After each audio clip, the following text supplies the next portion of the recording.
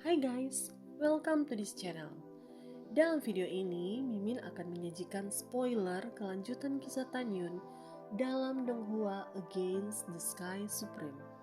Yang penasaran dengan kisah Tanyun selanjutnya? So, stay tuned on this channel. Ketika matahari terbit, Tanyun melintas melewati gerbang Gunung Divisipil dan menuju ke Gunung Abadi Changling 60.000 mil jauhnya. Dengan kecepatan yang terlalu cepat, para murid tanaman obat yang menjaga gerbang bahkan tidak menyadarinya. 1,5 jam kemudian, Tanyun muncul di atas taman obat Lingsan. Dan Yu yang melihatnya berteriak dalam hatinya, "Wah, dia berjalan di udara." Kemudian dia berlutut dan berteriak memanggil rekan-rekannya, "Ayo, senior ada di sini." Lebih dari 700 murid Yao Yuan berlari ke Dan Yu. Mereka membungkuk hormat dan berteriak serempak. Junior memberi hormat kepada senior. Mereka tidak bodoh. Hanya dengan melihat pria tua itu berdiri di udara, mereka sudah pasti dapat menebak bahwa setidaknya pria ini adalah penatua dari gerbang peri. Mereka tahu bahkan 9 kepala divisi dari gerbang dalam hanya berada pada ranah jiwa pemurnian, dan mereka tidak dapat berdiri dan melayang di udara dan terbang melintasi kehampaan.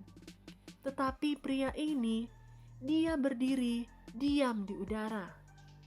Tetapi Tanyun menjawab, "Saya baru saja mendengar tentang kematian Tanyun dan ingin datang dan melihat kejeniusan yang sudah meninggal ini." Begitu Tanyun berbicara, mata Dan Yu dan yang lainnya menjadi merah, menahan air mata yang tertampung di rongga mata mereka. Dalam hati mereka, meskipun Tanyun telah meninggal lebih dari setahun, mereka sering memikirkan kematian Tanyun dan tidak bisa menahan perasaan sedih. Yang telah mati dan yang hidup baik-baik saja. Saya pikir jika Tanyun masih hidup, dia tidak ingin melihat kalian sedih. Ketika Tanyun berbicara, hatinya menjadi sangat tersentuh. Strateginya sendiri untuk menyingkirkan para musuhnya menyakiti hati banyak orang yang peduli padanya, seperti para murid Taman Pengobatan Lingsan, terutama saudara Sen King Feng dan Sen King Qiu. Ya, terima kasih atas arahan senior. Tetapi pembunuh kakak Tanyun sampai sekarang belum ditemukan, dan kami benar-benar tidak tahu. Ya senior, sudah lama sekali dan pembunuhnya masih dalam pencarian. Semua murid menangis. Jangan khawatir. Tidak peduli seberapa licik si pembunuh akan segera terungkap. Semua orang menjadi sangat bersemangat setelah mendengar ini. Baiklah, aku akan pergi mengunjungi makam Tanyun. Namun, aku akan membagikan ini bagi kalian. Seketika, jari-jari Tanyun berkedip di antara cincin alam semesta. Dan tiba-tiba, puluhan botol obat dan ratusan pedang terbang ada di depan para murid. Pedang dan pil terbang ini diperoleh Tanyun setelah ia membunuh murid jiwa suci, murid penegak hukum, dan musuhnya Pang He, Sun Ape, dan Yeling. Tanyun sudah menghapus jejak nafas pada barang-barang rampasannya, dan tidak ada yang akan mengetahuinya. Terima kasih senior atas hadiahnya.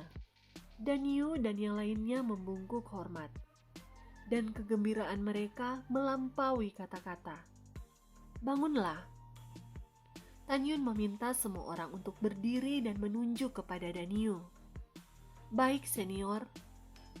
Ketika Dan Yu menjawab, Tanyun berubah menjadi seberkas cahaya dan muncul di puncak Gunung Abadi Changling.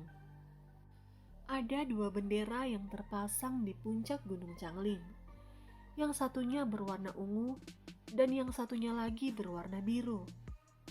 Ungu menandakan bahwa Seng Subing mencarinya, dan yang biru berarti Dan Tai Songde yang mencari dirinya. Tan Yun pergi ke Gunung Abadi Bingking bukan untuk segera bertemu dengan Seng Subing. Dia melepaskan selubung spiritualnya dan segera menyelimuti puncak. Dia mengamati warna bebatuan dan tanah untuk meyakinkan bahwa tidak ada yang memindahkan makamnya dan tidak ada yang membongkar peti matinya untuk memverifikasi sekali lagi apakah Tan Yun benar-benar telah mati. Setelah memastikan bahwa tidak ada yang memindahkan makamnya, berarti semua orang telah percaya bahwa dia sudah mati. Ketika Tan Yun hendak menuju ke Gunung Abadi Bingking, tiba-tiba suara kecemasan datang dari gunung belakang. "Tuan, apakah kamu adalah guru nona muda kami?" Sebuah suara yang familiar masuk ke telinga Tan Yun, dan hati Tan Yun begitu menegang.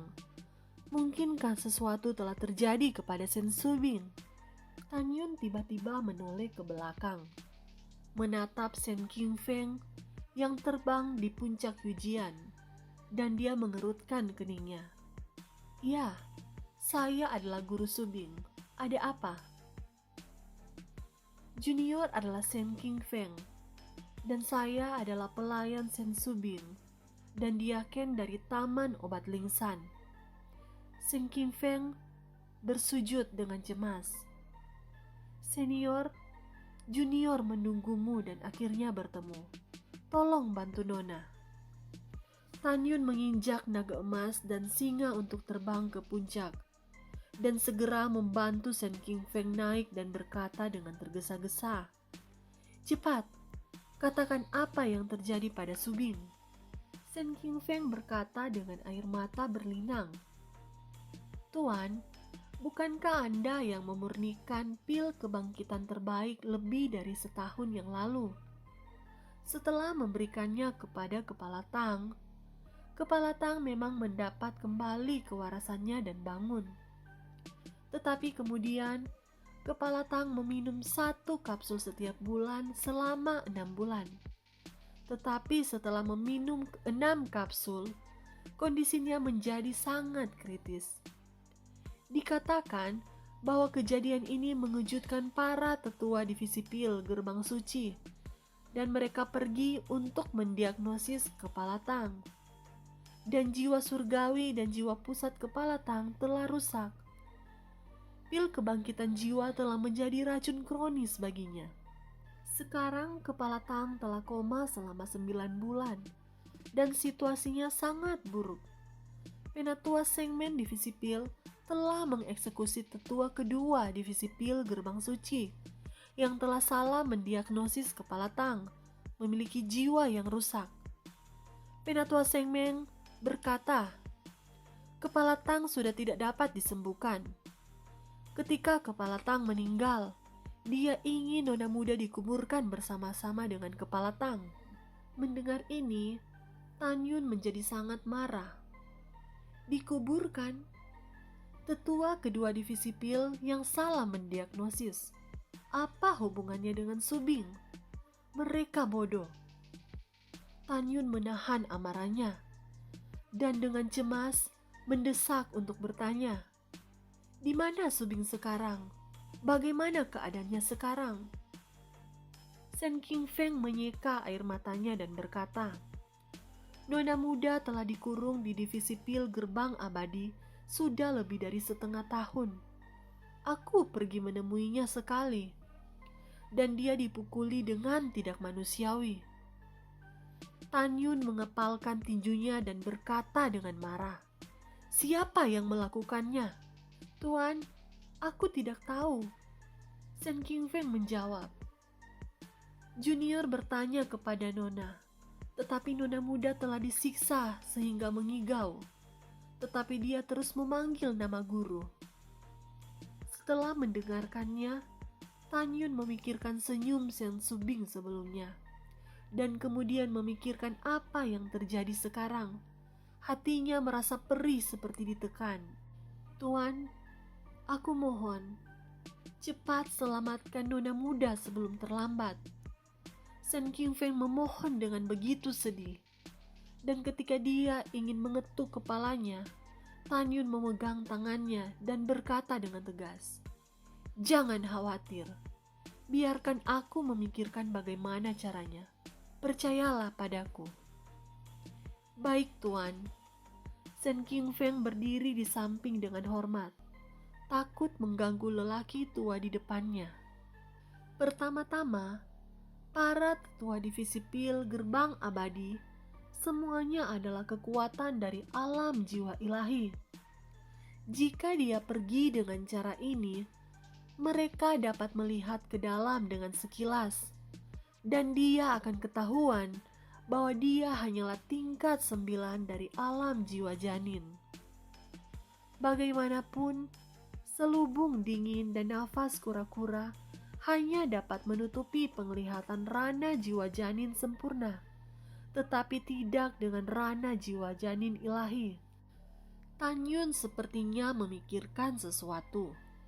Alisnya melebar dan dia memandang Sen Qingfeng dan berkata, "Jangan khawatir. Pria tua ini akan menyelamatkannya sekarang." "Terima kasih Tuan, terima kasih Tuan." Sen Qingfeng sangat bersemangat. Setelah itu, Sen Qingfeng melihat ke makam Tan Yun dan menghela nafas. Tuan juga mau datang dan mengunjungi makam bocah ini. Dan ini juga merupakan berkah baginya. Sen Qingfeng berbicara sambil menggelengkan kepalanya dan tidak dapat berkata apa-apa lagi. Matanya berair penuh dengan kesedihan. "Jangan sedih. Kupikir Tan Yun akan menyalahkan dirinya sendiri jika melihatmu dan yang lainnya bersedih karena dia." Tan Yun berkata, menginjak naga emas dan singa, kemudian terbang menuju kota Huangfu yang berjarak 660 mil jauhnya. Keesokan harinya pada siang hari di Huangfu Sengxing, Tan Yun memasuki pelelangan dan seorang pelayan perempuan menyambutnya. Tanpa menunggu pelayan perempuan itu berbicara, Tan Yun berkata, "Di mana Pak Tuade? Aku buru-buru untuk menemuinya." "Tuan De ada di sini. Mari ikut saya, Tuan." Dia dengan hormat memimpin jalan dan membawa Tan Yun ke ruangan di belakang platform lelang di lantai pertama. "Tuan, tunggu sebentar." Pelayan perempuan itu menghadap ke pintu yang tertutup, kemudian membungkuk dan berkata, "Tuan De, seorang tamu terhormat akan menemuimu." Pintu kemudian terbuka dengan suara mendecit dan Tantai Songde terkejut. "Apakah ini Guru Subing?" "Ya, pria tua ini Guru Subing," jawab Tan Yun. "Aku telah menunggumu. Tolong segera masuk." Songde tersenyum dan mengundang Tan Yun ke bilik. "Silakan duduk. Saya akan menyuruh orang memberimu anggur roh terbaik. Saya tidak haus. Saya mencarimu dalam masalah yang mendesak hari ini. Dan saya juga meminta bantuanmu." Tan Yun berkata dengan nada mendesak. "Ya." Songde mengangguk dan melambaikan tangan kanannya. Setelah pintu ditutup, dia berkata, "Sebelum Anda mengatakannya, saya ingin memberitahu Anda. Ada 11 jenis bahan pemurnian yang Anda butuhkan. Saya hanya punya 9, tetapi sudah menyiapkannya untuk Anda dari sebulan yang lalu. Anda bisa mengambilnya." "Ya, baiklah," kata Tan Yun. "Baiklah, Tuan. Bantuan apa yang Anda butuhkan dari saya?" Tan Yun kemudian memberitahu Songde juga menceritakan tentang Sen Subing. "Apakah benar seperti itu?" Songde terkejut. "Saya juga ingin menyelamatkan Nona Sen. Tetapi bagaimanapun juga, ini adalah masalah internal divisi pil. Saya benar-benar tidak dapat membantu." "Pak Tuade, Tolong dengarkan aku sampai selesai untuk saat ini. Tanyun segera berkata, sejujurnya aku terluka saat menerobos ranah jiwa selanjutnya lebih dari setahun yang lalu. Dan sekarang kekuatanku belum pulih. Aku pasti akan pergi ke divisi pil gerbang abadi untuk menyelamatkan muridku. Tetapi identitasku tidak boleh diketahui oleh penatua gerbang abadi. Oleh karena itu, aku mohon juga meminta Tuan D untuk membantuku mendapatkan kasa dingin nafas kura-kura yang dapat mencegah orang-orang dari ranah jiwa ilahi mengintip ke dalamku. Tentu saja, katakan saja berapa harganya. Mendengar ini, Songde segera setuju. Masalah ini mudah untuk diselesaikan. Setelah itu, Songde berkata dengan keras memanggil seseorang. Diaken Wang. Tidak lama kemudian, Wang Su muncul di luar pintu. Bawahan ada di sini. Apa perintah Tuan De? Kemudian Songde memberi perintah. Segera pergi ke kantor pusat Huang Fu melalui teleportasi. Ambil kasa dingin nafas kura-kura yang dapat mencegah orang-orang dari alam jiwa ilahi mengintip. Ingat untuk memberitahu kakak laki-laki saya bahwa saya sangat membutuhkannya. Setelah Songde memberikan perintah, Wang Su pergi. Tamu yang terhormat, apalagi yang harus saya lakukan? Songde bertanya. Ya, Tanyun kemudian mengepalkan tangannya dan sedikit membungkuk. Kalau boleh, tolong juga Pak Tua D menemani aku secara pribadi untuk mengunjungi divisi pil gerbang abadi. Kamu adalah murid langsung dari Patriark saat ini. Jika kamu datang untuk menemaniku, tidak ada seorang pun yang akan mencoba untuk menghentikannya. Ya, tapi bagaimana aku harus bekerja sama? Songde bertanya dengan bingung. Kemudian Tanyun berkata dengan jujur, ciptakanlah momentum untuk menyelamatkan orang.